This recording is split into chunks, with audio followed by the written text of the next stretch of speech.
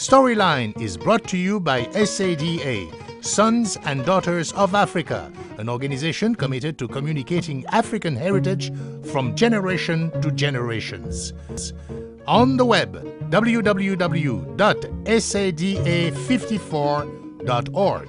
My name is Dr. Arikana Chihombori Quao. I am the African Union Ambassador to the United States. I am the second female to hold this position.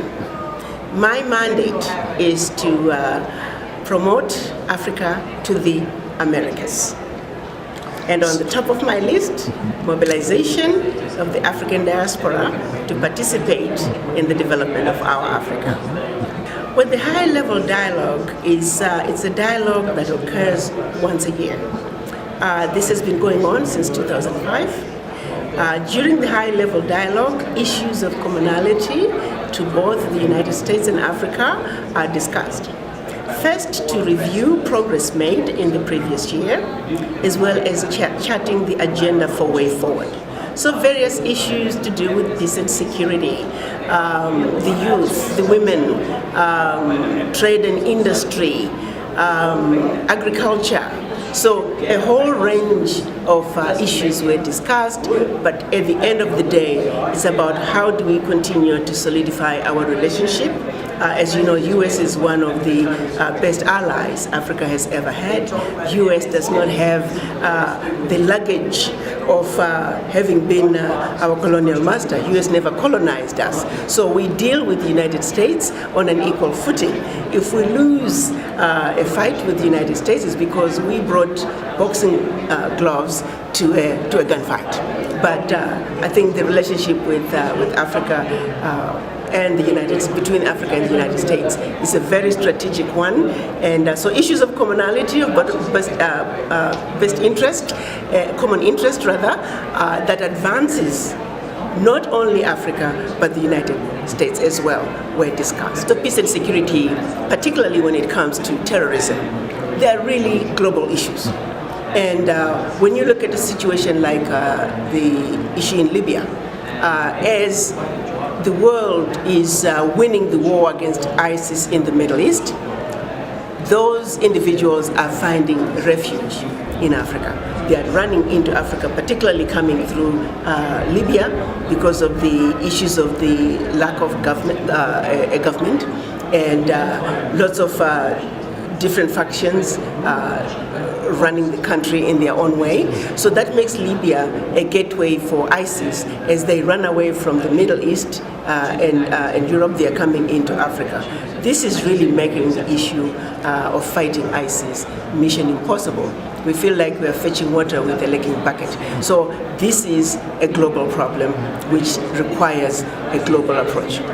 What was concluded, Africa has committed to funding 25% of the budget for fight against terrorism, and the UN must come in with the other 75%. Well, again, trade and investment, let's face it, Africa is still the richest continent on earth with still 80% of its natural resources. The issue is Africa being treated fairly? Is Africa being allowed to take its rightful place on the world stage? When will the exploitation that's been going on in Africa from all over the world? That's the real issue. In my humble opinion, Africa should be calling the shots on how things go, because everything to do with natural resources is in Africa. So I think this is a conversation that needs to be taken to the right platform. And as long as Africa is lagging behind and being dictated upon in terms of how much Africa can charge for its natural resources, we're still in a position that is unequal to the rest of the world. But let's say this, I cannot be corrupt by myself. Corruption always needs a partner. So while we accept our issues to do with corruption in Africa, we also have to realize the corruption coming from outside. So yes, the issues of corruption must be addressed, and aggressively they must. However, we also must accept that there are also equally serious issues to do with corruption from outside. When you look at, as a medical doctor, drugs going into Africa, Over 50% of drugs going into Africa have zero bioavailability. People are dying thinking they're taking blood pressure medication, diabetic medications, antibiotics, when they're taking chalk and in some cases poisonous materials. These are all corrupt countries coming into Africa with corrupt ideas. So yes, let's look at the issue of corruption in Africa with a bird's eye view.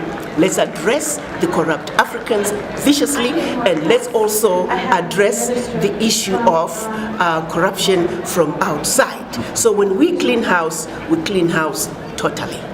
Storyline is brought to you by SADA, Sons and Daughters of Africa, an organization committed to communicating African heritage from generation to generations. On the web, www.sada54.org.